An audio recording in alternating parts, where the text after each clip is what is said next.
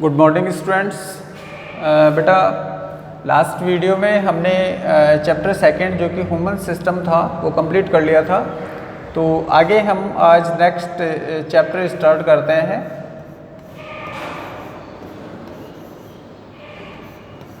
Chapter third है हमारे पास में और वो है जेनेटिक्स।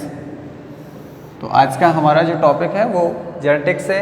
इसको हिंदी में कहते हैं आनुवंशिकी।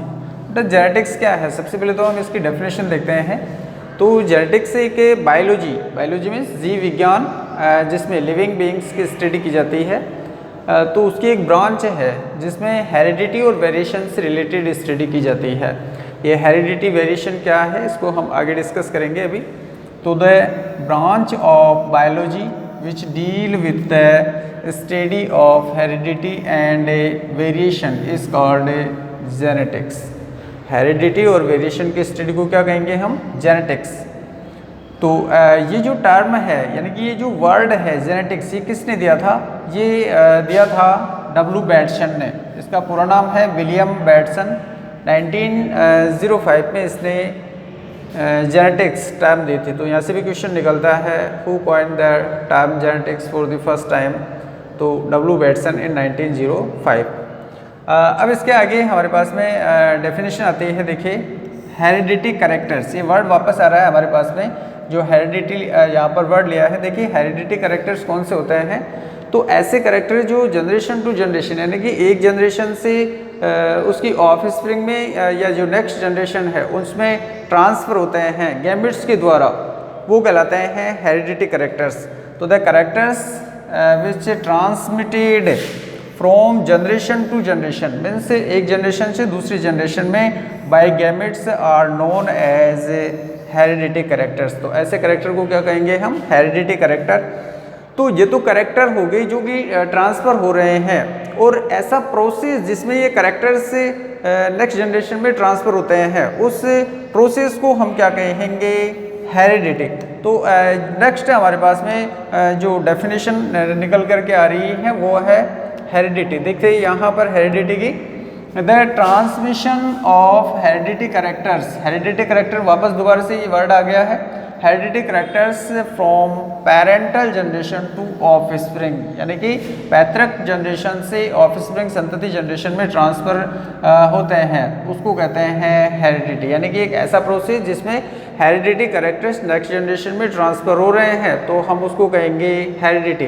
तो ये जो हेरिडिटी टर्म है ये किसने दी थी? ये स्पेंसर ने दी थी। हेरिडिटी टर्म किसने दी थी? स्पेंसर ने दी थी।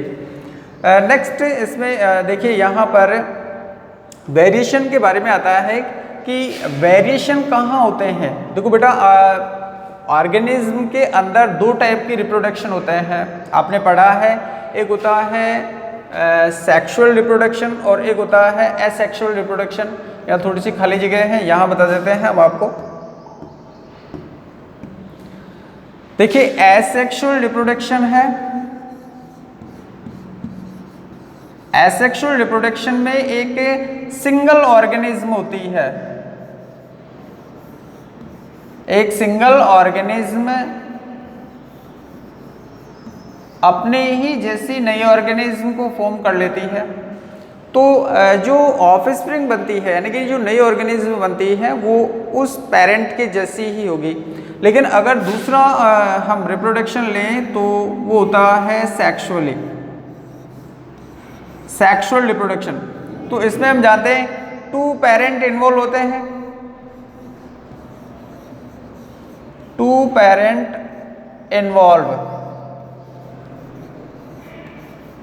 तो देखिए जब टू पेरेंट इन्वॉल्व होते हैं, इनमें एक मेल होता है दूसरा फीमेल होता है, तो दोनों के कैरेक्टर्स यानी कि दोनों के जो गैमेट्स होते हैं, यहाँ पर मान लीजिए मेल गैमेट है, यहाँ पर ये फीमेल गैमेट है, और दोनों आपस में फ्यूज़ करके एक जाइगोट फॉर्म कर लेते हैं, और उसी जाइगोट से जो नई ऑफस्प्रिंग है वो फॉर्म होती है। तो कुल मिलाकर के इस जाइगोट के अंदर दोनों गैमेट्स के कैरेक्टर आए हैं। तो ध्यान कर लेना जो वेरिएशन आते हैं वो केवल उन ऑर्गेनिज्म में आते हैं जो सेक्सुअल रिप्रोडक्शन करती है। इस चीज़ का आपको ध्यान रहे, सेक्सुअल रिप्रोडक्शन करने वाली ऑर्गेनिज्म में ही वेरिएशंस आते हैं, एसेक्सुअल रिप्रोडक्शन करने वाली ऑर्गेनिज्म में वेरिएशंस नहीं आते हैं। तो देखिए variations are present in all sexual reproducing organism during sexual reproduction. किसमें आ रहा है? केवल जो ऑर्गेनिज्म सेक्सुअल रिप्रोडक्शन करती है। During sexual reproduction variation occurs among individual of same species due to crossing over. बेटा ये वर्ड है क्रॉसिंग ओवर ड्यूरिंग म्यूसिस। तो क्रॉसिंग ओवर से आप भली भांति जानते हैं कि जब म्यूसिस होता है तो म्यूसिस केवल और केवल रिप्रोडक्टिव सेल में होता है, आप जानते हैं। तो जब म्यूसिस होता है तो उसमें होमोलोगस क्रोमोसोम आपस में बिल्कुल पास पास में आ जाते हैं और होमोलोगस क्रोमोसोम के जो नॉन सिस्टर क्रोमेटिड्स हैं वो एक दूसरे के ऊपर ओवरलैपिंग कर लेते हैं, ये इनके सिस्टर क्रोमेटिड्स हैं। तो इसके अंदर क्या होगा, इस वाले क्रोमोसोम का ये जो पार्ट है जहाँ जितनी दूर में ओवरलैपिंग हुई है, ये वाला पार्ट ये इस वाले क्रोमोसोम के साथ में अटैच हो जाएगा और इसका ये वाला जो पार्ट है वो इस वाले क्रोमोसोम के साथ में अटैच हो जाएगा। तो कुल मिलाकर के होमोलोगस क्रोमोसोम जिनमें से एक क्रोमोसोम किसका है, मैटरनल है और दूसरा पैटर्नल। मान लिए फादर का है और ये मदर का है, पैटर्नल मैटरनल। दोनों क्रोमोसोम्स के बीच में जीन्स एक्सचेंज होती है और ये एक्सचेंज होने के बाद में इनमें टर्मिनलाइजेशन होगा, यानी कि ये वाला क्रोमोसोम एक अलग गैमेट में जाएगा और ये वाला जो क्रोमोसोम है वो एक अलग गैमेट में जाएगा। अब कौन सा गैमेट फ्यूज करता है, तो दोनों ही गैमेट्स में दोनों के ही कैरेक्टर्स हैं। इस वाले क्रोमोसोम में इस वाले क्रोमोसोम के कैरेक्टर है क्योंकि यहाँ पर जीन एक्सचेंज हो चुकी है। तो ध्यान कर लेना बेटा, वेरिएशन जो सेक्सुअल रिप्रोडक्शन करने वाली ऑर्गेनिज्म होती है उनमें गैमेट फॉर्मेशन, क्योंकि गैमेट फॉर्मेशन म्यूसिस से होता है तो म्यूसिस में क्रॉसिंग ओवर होता है। क्रॉसिंग ओवर का मतलब होता है जीन्स एक्सचेंज। तो जीन एक्सचेंज होने के कारण वेरिएशन आते हैं, ये ध्यान कर लेना। दूसरा जो वेरिएशन का जो रीज़न होता है वो होता है एनवायरमेंटल फैक्टर। कई बार एनवायरनमेंट के जो फैक्टर्स होते हैं उनके कारण भी वेरिएशंस आ जाते हैं। तो वेरिएशंस में also arise due to environmental factor such as light है, टेम्परेचर है, ह्यूमिडिटी है। हम देखते हैं कि हम भी ह्यूमन बीइंग हैं और यूरोपियन कंट्रीज़ में जो पर्सन्स रहते हैं वो भी ह्यूमन बीइंग है, लेकिन हमारे अंदर चेंजेस है। वो चेंजेस कैसे हैं, वो एक एनवायरमेंटल फैक्टर्स होते हैं और यही एनवायरमेंटल जो फैक्टर्स होते हैं ये वैसे तो देखो एनवायरमेंटल ये जो फैक्टर्स होते हैं या एनवायरमेंटल वेरिएशंस होते हैं इनमें जीनोटाइप से चेंज नहीं होता है। नेक्स्ट जनरेशन में जीन स्ट्रक्चर वही रहती है, जबकि जो सेक्सुअल रिप्रोडक्शन में जो वेरिएशंस आते हैं वो नेक्स्ट जनरेशन में ट्रांसफ़र होते हैं, यानी कि इसके कारण नेक्स्ट जनरेशन की जीन स्ट्रक्चर चेंज हो सकती है। तो such a genetically uniform population could form a single organism, एक ऐसी यूनिफॉर्म पॉपुलेशन यानी कि एक जैसी पॉपुलेशन सिंगल ऑर्गेनिज्म जो कि कहाँ से बनी है, सिंगल ऑर्गेनिज्म से, by asexual method is called clone. तो ऐसी ऑर्गेनिज्म जो एक ही पेरेंट से बनी है और एक जैसी होती है वो कहलाती है क्लोन, सेम होती है। नेक्स्ट हमारे पास में आता है ग्रेगर जॉन मेंडल। देखिए हमने जेनेटिक्स वर्ड पढ़ा है, तो Gregor John Mendel is known as the father of genetics. Mendel के बारे में हम आगे डिस्कस करेंगे। ग्रेगर जॉन मेंडल को फादर ऑफ जेनेटिक्स के नाम से जाना जाता है। नेक्स्ट हमारे पास में जो टॉपिक आता है वो आता है मेंडलिज्म। देखिए बेटा मेंडलिज्म क्या है, मेंडल ने क्या किया था, सबसे पहले पाइसम सेटाइवम एक पी प्लांट, गार्डन पी मटर का प्लांट सेलेक्ट किया और उस पी प्लांट के ऊपर एक्सपेरिमेंट किए और एक्सपेरिमेंट करने के बाद में इनहेरिटेंस से रिलेटेड, इनहेरिटेंस का मतलब होता है वंशागति, मीन्स जो करेक्टर्स होते हैं वो एक जनरेशन से दूसरी जनरेशन में किस प्रकार से ट्रांसफ़र होते हैं, तो उसके बारे में इसने कुछ लॉज दिए थे जिनको लॉ ऑफ इनहेरिटेंस कहते हैं और उन्हीं लॉज को मेंडलिज्म के नाम से भी जानते हैं। तो मेंडल का जो लाइफ है उसके बारे में हम स्टडी करेंगे। तो सबसे पहले हम ये देखते हैं ग्रेगर जॉन मेंडल ये कब से कब तक, यानी कि 1822 से लेकर के 1884, 1822 से लेकर के 1884 तक इसका जीवन काल था। तो Mendel is called father of genetics. क्यों कहते हैं इसको? Because Mendel proposed the law of inheritance for the first time. सबसे पहले लॉ ऑफ इनहेरिटेंस इसी ने एस्टेब्लिश किए थे, इसलिए इसको मेंडल को फादर ऑफ जेनेटिक्स कहते हैं। तो these law of inheritance of Mendel are also known as Mendelism. तो मेंडल की जो लॉ है इनहेरिटेंस के, वो ही मेंडलिज्म के नाम से जानते हैं। अब इसके बाद में देखिए हम मेंडल की जो लाइफ है उसके बारे में स्टडी करते हैं।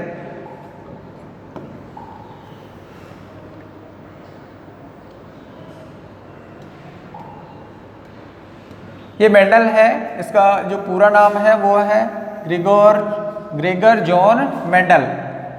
डेट ऑफ बर्थ, इसका जो जन्म हुआ था वो था 22 जुलाई 1822, 1822 को इसका जन्म हुआ था। प्लेस ऑफ बर्थ कहाँ पर हुआ था? तो यहाँ पर देखिए, ये सिलिसिया एक विलेज है, सिलिसिया विलेज नियर ब्रून टाउन, ब्रून शहर के पास में एक सिलिसिया गांव है। और हेंजेनड्रॉफ स्टेट किसका? ऑस्ट्रिया कंट्री का।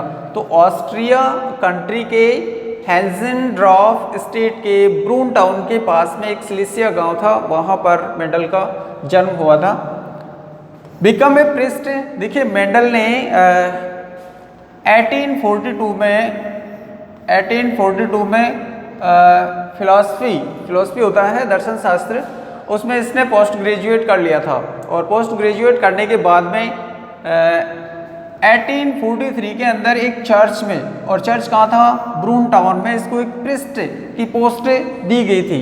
प्रिस्ट होता है पादरी, जैसे मंदिर में पुजारी होते हैं वैसे ही चर्च के अंदर प्रिस्ट होते हैं।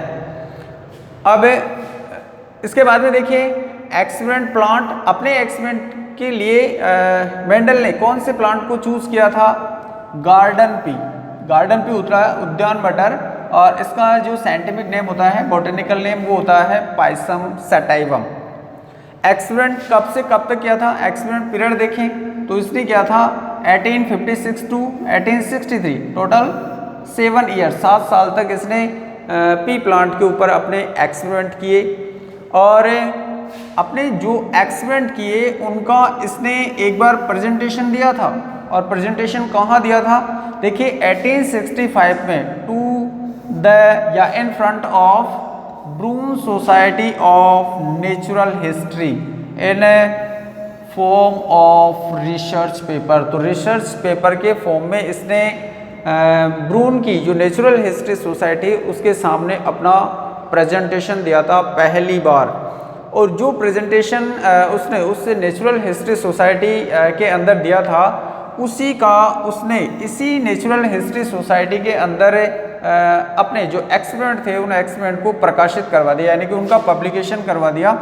तो जो पब्लिकेशन है वो कब करवाया इसने? देखिए 1866 में इन एनुअल प्रोसीडिंग, ये यहाँ की मैगजीन है, एनुअल मैगजीन है किसकी?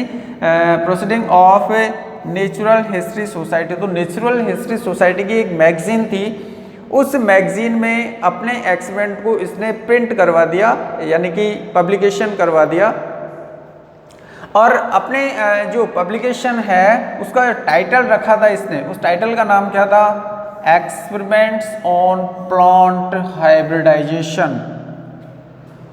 टाइटल का नाम रखा था experiment on plant hybridization. Means इसका हिंदी में अगर देखें तो हाइब्रिडाइजेशन का मतलब होता है संकरण। तो पादपों में संकरण, पादपों में संकरण के नाम से इसने अपने एक्सपेरिमेंट को उस मैगजीन के अंदर छपवा दिया। अब जो इसकी डेथ है वो है 6 जनवरी 1884, 6 जनवरी 1884 को मेंडल की डेथ हो गई थी। अब देखिए यहाँ पर हम थोड़ा सा डिस्कस करेंगे कि मेंडल ने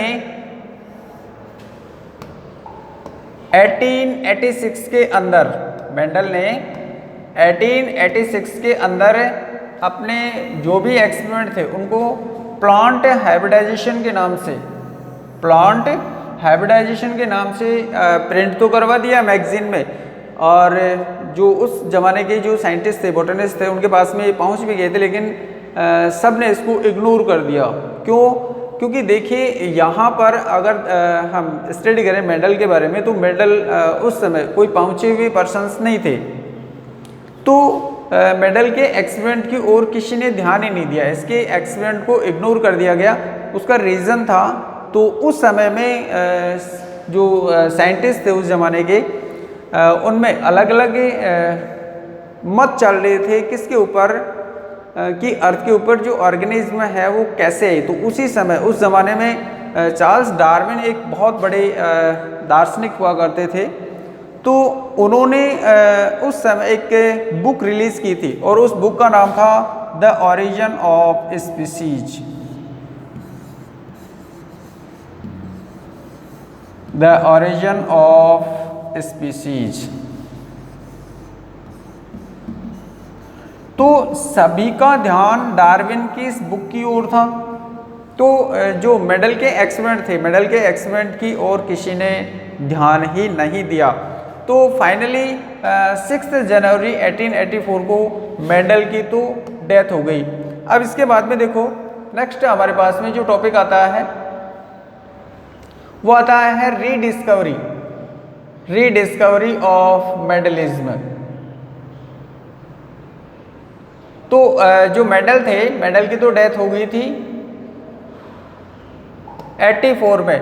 अब ये 3 साइंटिस्ट थे, और इन तीनों ने अपने अपने इंडिविजुअल एक्सपेरिमेंट किए, और एक्सपेरिमेंट करने पर ये उसी डिसीजन पर पहुँचे जिस डिसीजन पर मेंडल पहले ही पहुँच चुका था। और ये 3 जो साइंटिस्ट थे वो कौन कौन थे? इनमें था हुगो डी व्रीज हॉलैंड का, कार्ल लॉरेंस था जर्मनी का, और एरिक वॉन सेटमार्क ये था ऑस्ट्रिया का।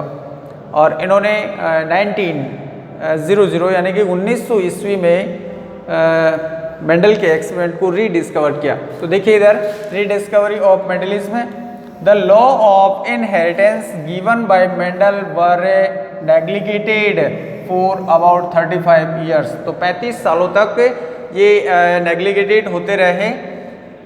द हुगो डी व्रीज, ये 3 साइंटिस्ट आपको याद होने चाहिए, ध्यान कर लेना इनकी country wise. The Hugo de Vries of Holland, Holland का Hugo de Vries, Carl Lawrence of Germany ये सेकंड साइंटिस्ट था, एंड एरिक वॉन सेरमार्क, यहाँ पर टी साइलेंट है, यह आएगा Tschermak of Austria. Rediscovered Mendel's law in 1900 में by working separately. अपने अलग अलग वर्किंग करते हुए इन्होंने मेंडल के जो लॉज हैं उनको रीडिस्कवर किया, यानी कि इन्होंने अपने खुद के एक्सपेरिमेंट किए, और एक्सपेरिमेंट के बाद में जिस डिसीजन पर ये पहुँचे, इन्होंने एक्चुअली में क्रोमोसोम के ऊपर स्टडी की थी, और मेंडल ने जो स्टडी की थी वो फैक्टर्स यानी कि जीन के बेसिस पर स्टडी की थी। तो वो भी डिप्लॉयड होते हैं, ये भी डिप्लॉयड होते हैं हमेशा पे, जीन भी हमेशा पेयर में होती है, क्रोमोसोम भी हमेशा पेयर में होते हैं। तो इन्होंने जो स्टडी की थी वही स्टडी मेंडल 35 ईयर्स पहले कर चुका था। तो इसके बाद में मेंडल की डेथ होने के बाद में मेंडल को नोबेल प्राइज़ दिया गया, और इनको फादर ऑफ जेनेटिक्स की उपाधि दी गई। नेक्स्ट हमारे पास में आता है, देखिए सिलेक्शन ऑफ पी प्लांट। देखिए बेटा मेंडल अपने एक्सपेरिमेंट में सिलेक्ट हुए थे, हालांकि मेंडल से पहले भी कई साइंटिस्ट आए थे, कॉल रूटर आया था, गाउस आया था, लेकिन वो सक्सेस नहीं हुई, मेंडल ही सक्सेस हुआ था। तो उसकी जो रीजन्स हैं मेंडल के वो अपन नेक्स्ट वीडियो में स्टडी करेंगे।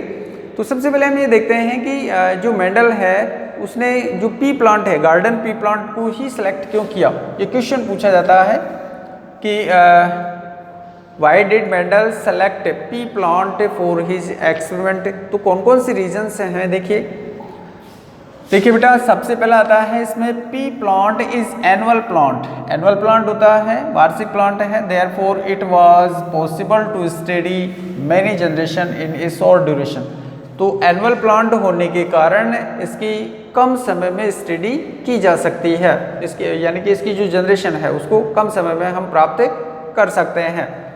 सेकेंड पॉइंट आता है इसका, it was easy to get pure line और होमोजाइगस प्लांट। होमोजाइगस का मतलब होता है कि जब जीन हमेशा पेयर में होती है और उस पेयर में एलेल्स होते हैं, जैसे मान लिया यहाँ पर ये जीन है कैपिटल टी, तो ये एक एलेल होता है और ये जीन बन गई, तो जीन में पेयर ऑफ एलेल, तो ये दोनों अगर एक जैसे हैं यानी कि ये बिल्कुल प्योर होता है।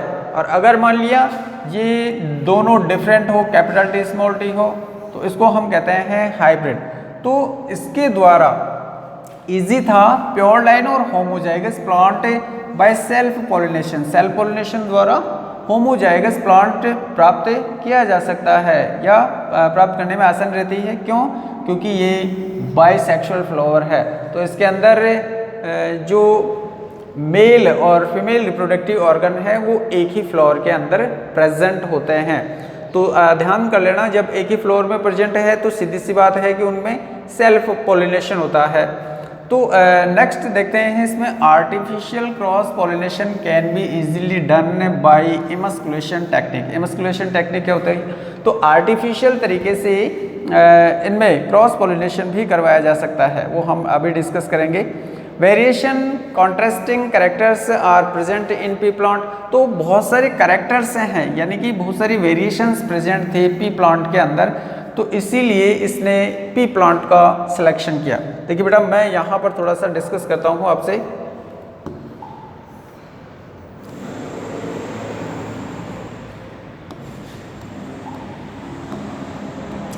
देखिए, इसने बाइसेक्सुअल फ्लावर है, ये हमने अभी डिस्कस किया कि तो इसके अंदर क्या होता है कि जैसे मान लिया,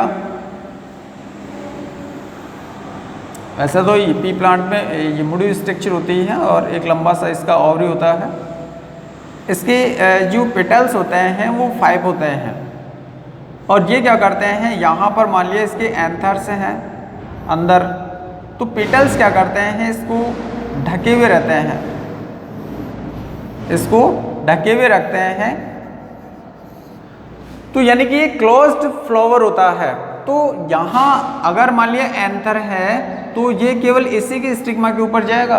तो कुल मिला के इसमें साधारणतः क्या होगा, इसके अंदर सेल्फ पॉलिनेशन होगा, सेल्फ पॉलिनेशन। लेकिन आर्टिफिशियल तरीके से मेंडल ने इसके अंदर क्रॉस पॉलिनेशन करवाया, यानी कि जिस वैरायटी के वो पॉलन ग्रेन से इसके स्टिग्मा तक पहुंचाना चाहता था वो पहुंचा लेता था। तो उसका उसने 2 टेक्निक यूज़ की। कौन सी टेक्निक थी वो? एक था इमस्कुलेशन और दूसरा था बैगिंग। देखिए, इमस्कुलेशन में क्या करते हैं, मेंडल ने क्या किया, अपने एक्सपेरिमेंट के लिए फीमेल प्लांट को सिलेक्ट किया। देखिए, यहाँ पर 2 technique was used by Mendel for artificial cross pollination. तो ये कौन कौन से हैं? देखिए, emasculation, it is the process of removing anthers from bisexual flower to prevent self pollination. Self pollination को रोकने के लिए जो एंथर्स होते हैं, यानी कि एंथर्स को मैच्योर होने से पहले ही उस फ्लावर से अलग कर देंगे, तो उस कंडीशन में सेल्फ पॉलिनेशन नहीं होगा। अब दूसरा जो प्रोसेस लिया उसने, बैगिंग। तो बैगिंग में क्या किया, it is the process of covering emasculated flower to make sure it did not get pollinated. तो जो इमस्कुलेटेड फ्लावर है वो क्रॉस पॉलिनेट उसमें क्रॉस पॉलिनेशन नहीं हो, तो इस कारण उसने क्या किया, उसको ढक दिया। कागज से बने हुए बैग्स इसने बनाए थे और उनसे उसको कवर कर दिया। तो कवर करना ही क्या कहलाता है, बैगिंग। तो हम यहाँ पर देखें एक बार, मान लिया हमारे पास में ये फ्लावर है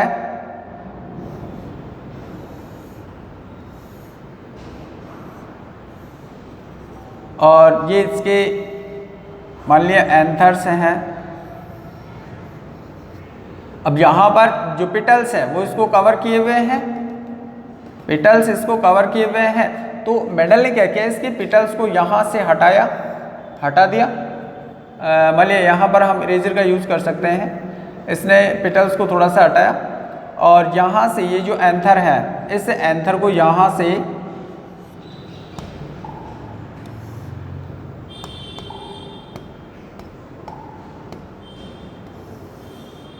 एंथर को यहाँ से कट कर दिया, इस वाले एंथर को यहाँ से कट कर दिया।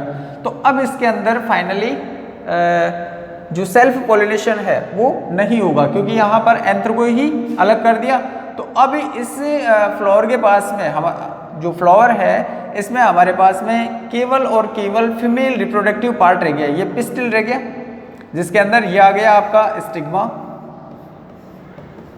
स्टिग्मा, ये स्टाइल और ये ओवरी। नीचे का जो फुला हुआ पार्ट होता है वो ओवरी कहलाता है।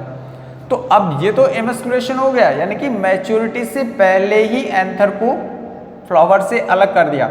अब दूसरा जो प्रोसेस लिया उसने, दूसरी जो टेक्निक इसने यूज़ की वो था बैगिंग। तो बैगिंग में क्या किया इसने, ये जो फीमेल रिप्रोडक्टिव पार्ट है इसके अंदर बाहर से अनदर फ्लावर के पॉलन ग्रेन्स ना आए, तो इसने इसको ढक दिया, कवर कर दिया। इस प्रोसेस को कहेंगे बैगिंग। अब मान लीजिए इसको कोई भी अच्छे कैरेक्टर्स वाली या अच्छी वेराइटीज़ वाले पी प्लांट के पॉलन ग्रेन्स चाहिए, तो उसने क्या किया, उस प्लांट के एंथर को मैच्योर होने के बाद में एंथर को अलग कर लिया, इसके पॉलन ग्रेन्स लिए और ये पॉलन ग्रेन्स बाय हैंड इसने इसको यहाँ से हटाया, यानी कि इसकी जो कवरिंग बनाई थी इस कवरिंग को हटाया और यहाँ पर ये जो पॉलन ग्रेन्स थे उनको छिड़क दिया। तो ऐसे आर्टिफिशियल तरीके से मेंडल ने क्रॉस पॉलिनेशन करवाया था प्लांट्स के अंदर, पी प्लांट के अंदर। तो हमारे पास में देखिए ये बैगिंग। तो मेंडल सेलेक्टेड 7 जो कॉन्ट्रास्टिंग कैरेक्टर्स हैं, यानी कि मेंडल ने पी प्लांट, अभी अभी हमने डिस्कस किया था कि जो पी प्लांट होते हैं उनके अंदर बहुत सारी वेरिएशंस होते हैं, बहुत सारे कैरेक्टर्स प्रेजेंट होते हैं, कॉन्ट्रास्टिंग ट्रेट्स बोलते हैं इनको, विपर्यासी लक्षण। तो उनके थ्रू 7 कैरेक्टर्स इसने पी प्लांट के अंदर सेलेक्ट किए थे, उनकी टेबल हम अभी देखेंगे। Mendel select 7 contrasting characters. Contrasting characters का मतलब होता है हिंदी में बेटा विपर्यासी लक्षण, विपर्यासी लक्षण। और विपर्यासी लक्षण का मतलब होता है एक ही लक्षण के 2 प्रारूप। यानी से देखिए यहाँ पर एक कैरेक्टर हो गया टॉलनेस, यानी कि लंबाई, या हम बोल सकते हैं लेंथ,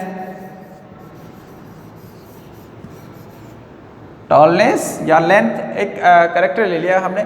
अब इसके 2 प्रतिरूप बन गए, कौन से, देखिए एक तो हो जाएगा टॉल, टॉल का मतलब क्या हो गया लंबा, और दूसरा कौन सा हो जाएगा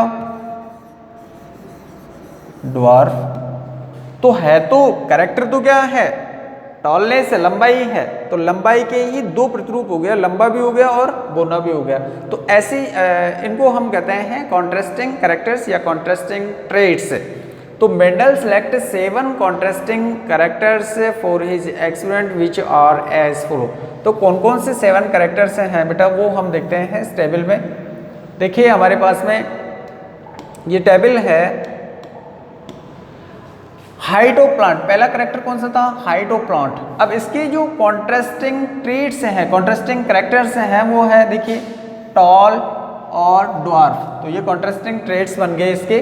दूसरा है पोजीशन ऑफ फ्लावर, फ्लावर की पोजीशन कौन सी होती है, एक तो होता है एक्सियल, कक्षस्थ बोलते हैं इसको, एक होता है टर्मिनल, यानी कि प्लांट का लास्ट जो टर्मिनल पार्ट है ब्रांच का उसके ऊपर अगर फ्लावर आ रहा है तो उसको हम कहेंगे टर्मिनल।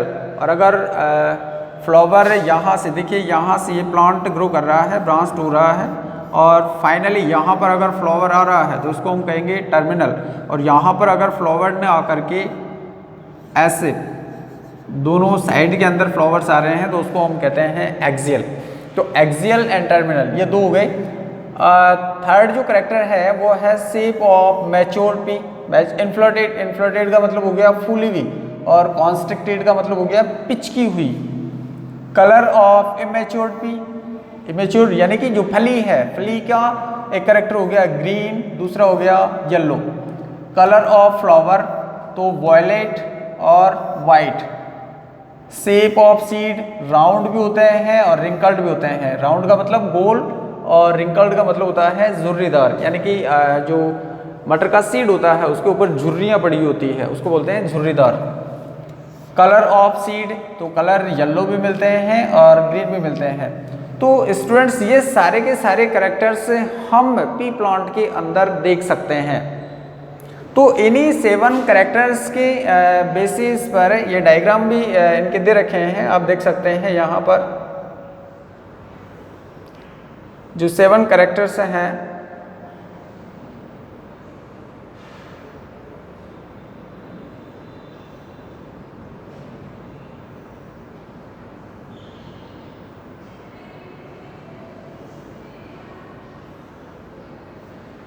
बेटा यहाँ पर देखो स्ट्रक्चर ऑफ सीड,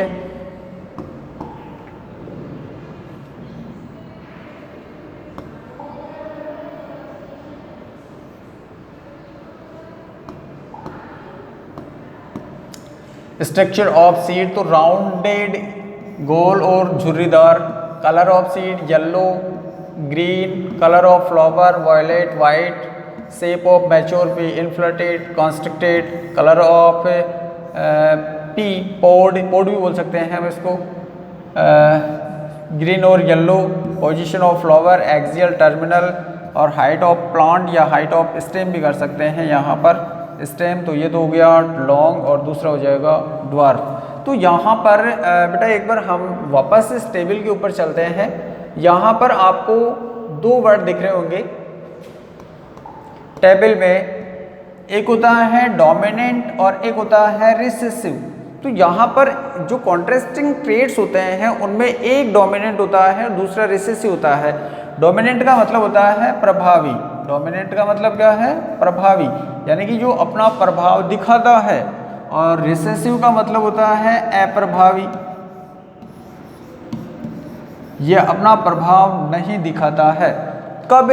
बेटा जब ये और ये इस कैरेक्टर में दोनों ही कैरेक्टर, जैसे मान लिया टॉल का कैरेक्टर क्रॉस पॉलिनेशन अगर हम ड्वार्फ से करवाएंगे तो ये जो ड्वार्फ का कैरेक्टर है ये नेक्स्ट जनरेशन में अपीयर नहीं होगा।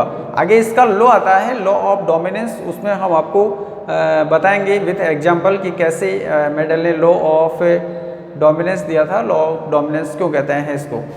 तो ये 7 कैरेक्टर्स लिए पी प्लांट का सिलेक्शन क्यों किया, मेंडल के बारे में आज हमने स्टडी की। इसके अलावा कुछ डेफिनेशंस की हमने स्टडी की।